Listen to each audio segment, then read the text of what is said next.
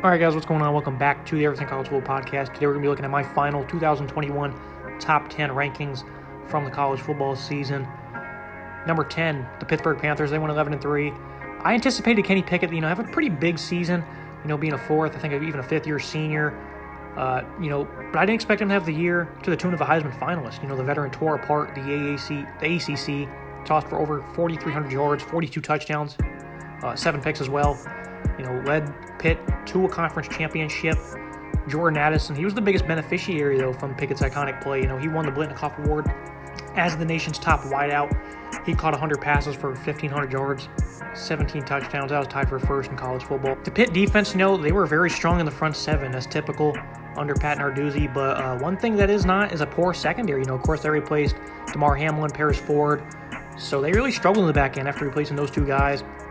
They gave up all year long. It seemed they were getting beat deep, allowing big plays through the air.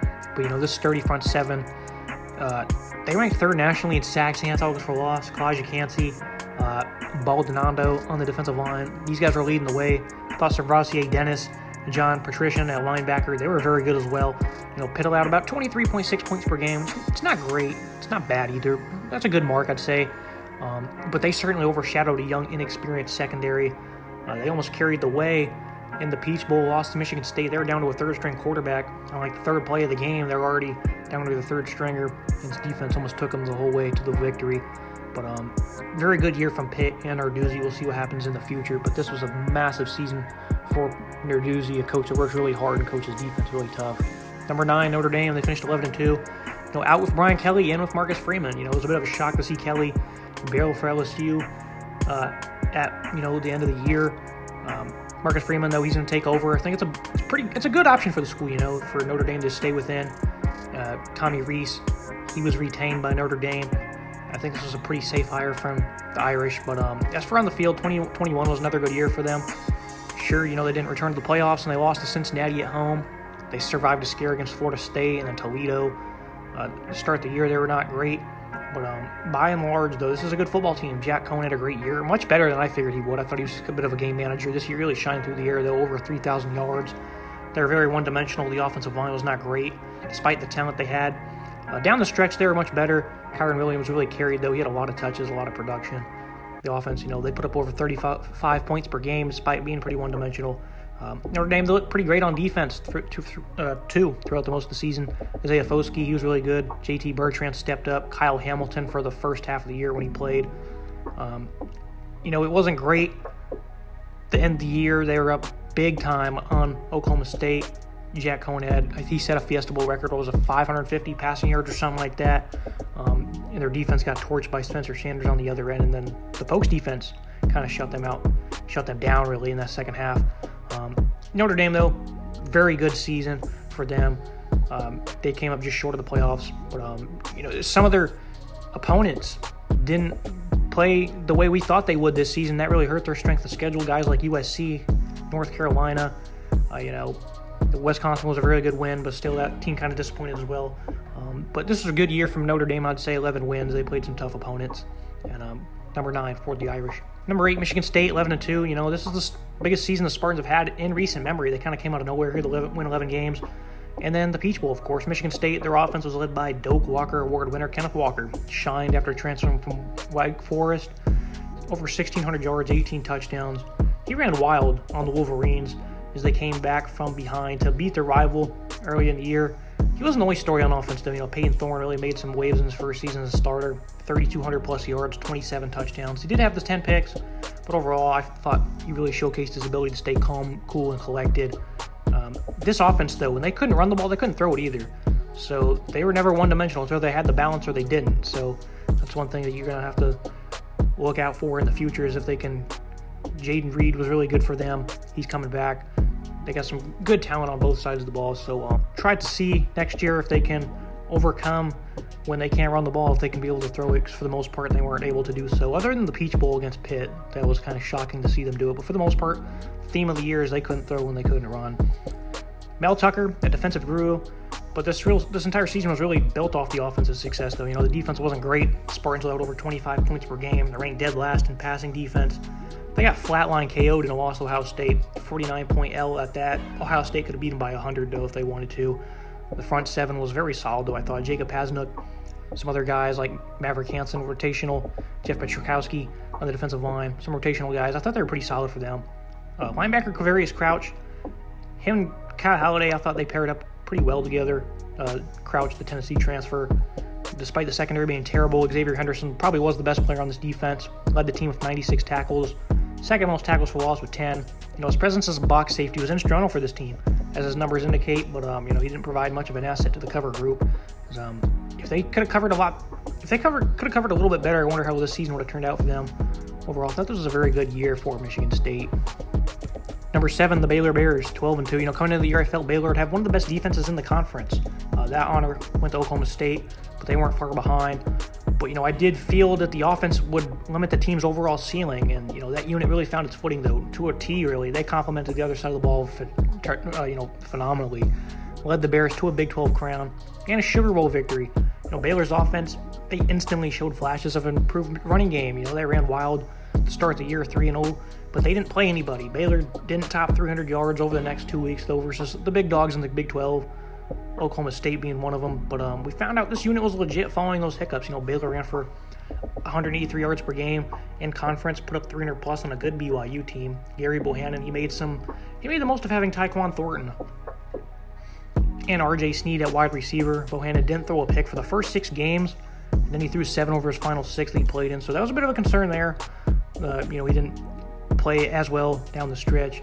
But this offense had balance. They were inconsistent at times. They were held to under 320 yards 4 times this season. But they're still able to win the Big 12 crown and, of course, that Sugar Bowl.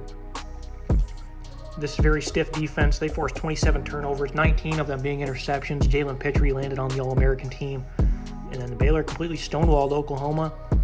And then they topped Oklahoma State in the Big 12 title despite being shut out in that second half. They had 4 picks of their own.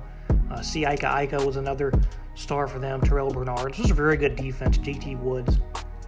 Dave Aranda has this team in good hands. Number 6, I'm going to put the Bearcats of Cincinnati at this spot. The Bearcats became the first team from the group of 5 to make the college football playoffs. Since he played Alabama tough, their offense didn't really show up, but their defense, that side of the ball was stout, and I thought they looked pretty good against Alabama as well. But, of course, the offense didn't really step up, and that caused them to lose in the Cotton Bowl. But this was a wildly successful season for the Cats. Desmond Ridder threw for over 3,300 yards, 30 touchdowns. Jerome Ford was one of the nation's top running backs, 1,300 yards, 19 scores, really showcased his speed and elusiveness. The Bearcats' defense, they forced an FBS high 34 turnovers. Third year in a row now, they've forced a ridiculous amount of turnovers. Half of them came from a top-notch secondary. They're arguably the nation's best. I thought the Bearcats went into South Bend. They had their way with Notre Dame. They also blew out SMU. Anytime they play really good opponents, they show up. That's not really a debate. And, of course, they landed in the playoff. That Notre Dame team they beat, New Year's Six Bowl representatives as well. So that was a great win for them. Luke Fickell, though, he's developed some great players like Myjah Sanders, Ahmad Gardner, Kobe Bryant, who won the Thorpe Award for the nation's top corner, and then linebacker Darian Beavers. These guys are legit NFL prospects since he won games by an average of 18.8 points per game as well, en route to another conference championship. This was a massively successful season for the Cats. They didn't end it the way they wished, but this is still huge for them and the group of 5. Number 5, Oklahoma State finished the year 12-2. This was really what it could have been season for the Cowboys. They sported a highly impressive defense, led them to victories over Oklahoma. Ended a 6-year skid to the Sooners. The Pokes fell just shy of the Big 12 championship and potentially a playoff spot. Spencer Sanders threw 4 picks in the loss to Baylor, but played arguably his best game of the season, I thought, on the road to Ames, but came up just shy of beating Iowa State after getting outdueled by Brock. Transfers Jalen Warren and Tay Martin from out west, they did wonders for this offense. Martin coming from Washington State, Warren from Utah State. The Jim Knowles-led defense, though, they were the real story. This defensive line rotation, Brock Martin, Colin Oliver, Tyler Lacey, allowed this unit to truly flourish. They led the nation in sacks, made the job of this 5-man secondary so much easier. Couldn't have ran the 4-2-5 better, especially with the linebackers they had, Malcolm Rodriguez and Devin Harper. Rodriguez is one of the nation's best at his position, 131 tackles, 15 coming behind the line, 4 forced fumbles. He was elite all season long for them. And, of course, Harper was a very key component for them as well. I really liked watching this Oklahoma State team this year. It's unfortunate they couldn't have ended up in the playoffs. They ended up just shy with the loss to Baylor and Iowa State. But they've completely flipped the script in Stillwater from top-notch offense to top-notch defense, so these guys are certainly building their program off of that, and it's nice to see. Number 4, Michigan Wolverines, 12-2. In December of 2020, nearly everyone was calling for Jim Harbaugh's head. Flash forward exactly a year later, and he was beating Ohio State, which also propelled them to a Big Ten crown. They steamrolled Iowa, 42-3 in that game. The Wolverines, of course, they got routed by Georgia, especially in the trenches where they shined all year. They shined all year long in the trenches, but they got brutalized in the Orange Bowl. Regardless, this was an insane season that also came in out of nowhere for Michigan. The offensive line was one of the nation's best. Allowed Hassan Haskins and Blake Corum to average 214 yards per game. These guys had 31 total touchdowns combined, almost 2,400 yards rushing. It's just the nation's top running back duo by far. The Wolverine passing game was also making some waves. They were no longer stagnant through the air like in years past. They showed that against teams like Wisconsin, where we're accustomed to seeing them pass for 80 yards or something while their run game gets, drugged. And they did. They didn't run the ball very well against Wisconsin, but they threw the ball very well, and that's what allowed them to win. J.J. McCarthy, though, he's clearly the future. Cade McNamara, though, was also big for this team at times. He shredded Michigan State, threw that go-ahead touchdown versus Penn State late. He made some very big throws against Ohio State and, of course, the aforementioned Badgers. On defense, though, the hiring of Mike McDonald did magic for them. They were making big improvements this year compared to 2020. It was led by a dominant pair of edge rushers, David Ojabo, Aiden Hutchinson, the Heisman runner-up. The duo combined for 25 sacks, over 28 tackles for loss. I thought the secondary was a real story, though, especially with how they played against Ohio State. This more zone-heavy scheme really benefited players like Vincent Gray, Daxton Hill. The Bulldogs certainly exposed the lack of personnel on defense. This was an incredible season for the Wolverines that really came out of nowhere, so I'm going to give them the 4th spot here.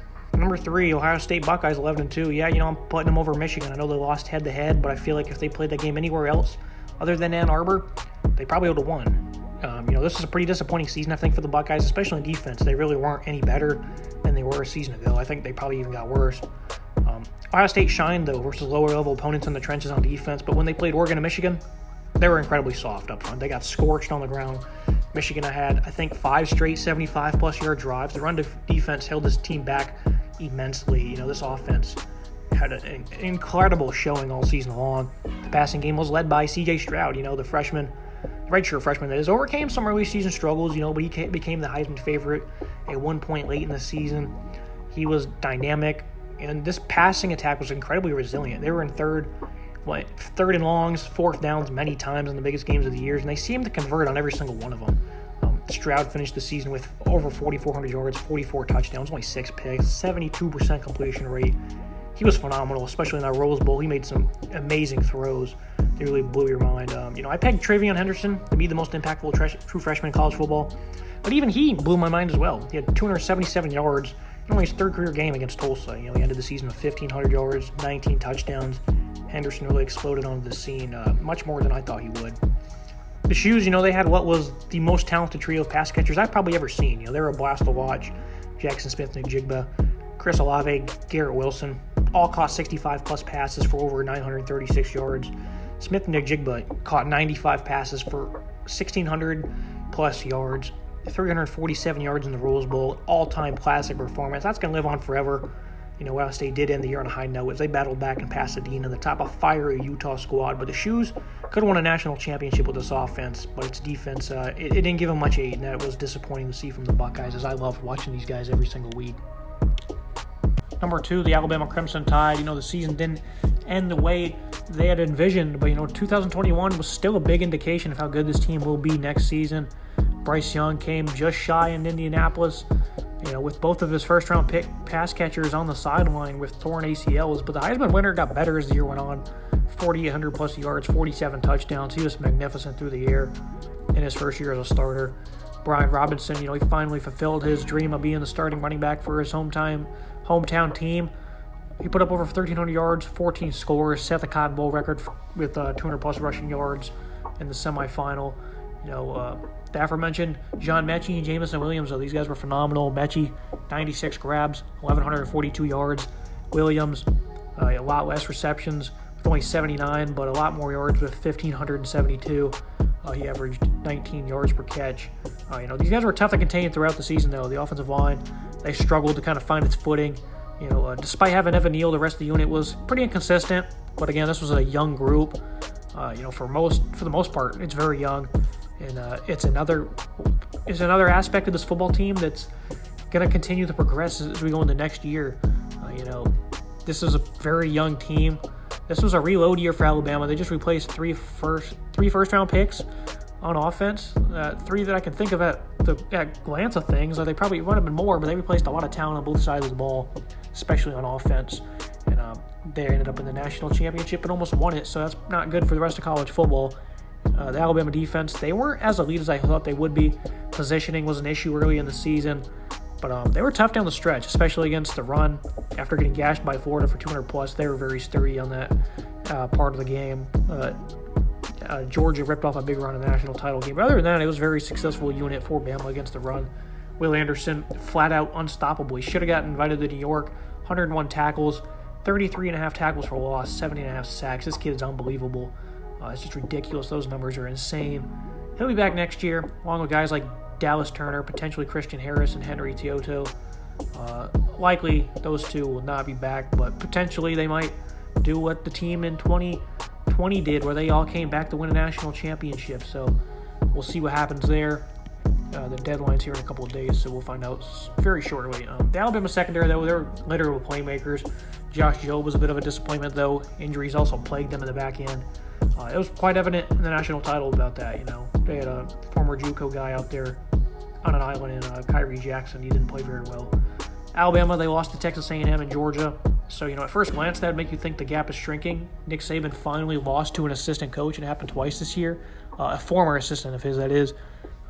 So you'd think the gap is shrinking in the SEC, but Alabama's they're going nowhere, and they're going to probably be they are the favorite actually heading into next year for the national championship. Number 1, the Georgia Bulldogs, 14-1. They finally ended that 4-decade-plus drought, winning its first national championship since 1980. Stenson Bennett received heavy criticism, from me included. He shined in the national title game after a bad fumble in Indy. Also looked very good in the Orange Bowl against Michigan too. He led the Bulldogs to a title, though. You got to give him credit. Made some big throws, stepped up right after a very negative play that gave Bama all the momentum. Georgia had a variety of playmakers step up on offense. George Pickens didn't get to go until late in the season. He had one catch in both games. I think he had one catch in both games against Bama. They were both big ones downfield. Hopefully he doesn't declare and he comes back, because he was expected to have a giant season. Brock Bowers, his numbers are on the screen. He was phenomenal. This guy is insane. The way he moves for a tight end is ridiculous. His overall skill set, he could probably be, I think a lot of scouts even said he could be in the NFL this year. That guy is ridiculous. True freshman, though, so obviously you got 2 more years left, at least. So this kid was fun to watch all season for Georgia. As was James Cook, dynamic playmaker. Zamir White provided the muscle on the ground. They had some good, nice playmakers on offense, but they were definitely battle-tested at times. The defense was lights out. Led college football in most categories. They only gave up 10.2 points per game. That's pretty ridiculous. The Dogs also ranked second in yards allowed per game, about 270 yards per contest, right behind Wisconsin. The lone blemish on their resume being the SEC title game. This massive physical defensive line did the heavy lifting all season long. They were not effective in the SEC title game, and their secondary got gashed. But for the most part, including the national championship, Jordan Davis, Devontae Wyatt, Jalen Carter, complete game wreckers up front. And they got the Buckeyes Award winner, Nakobe Dean, backing him up as the enforcer. Probably the best one I've ever seen at linebacker. Ever is probably a stretch, but he was phenomenal all season long. He's going to be a great pro. Phenomenal leader for them and a playmaker. This defense was the nation's best in its offense. Again, they're very battle-tested. They stepped up and did its part, deliver a national championship. Great season for Georgia. They finally get that monkey off their back and beating Alabama. Kirby Smart gets the job done.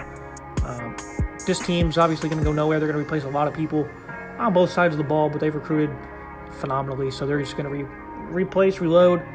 They should be back, and they'll likely be the preseason number 1. I'm not sure. It's usually Alabama as the preseason number 1, but Georgia will be right there. And they'll be battling for it again.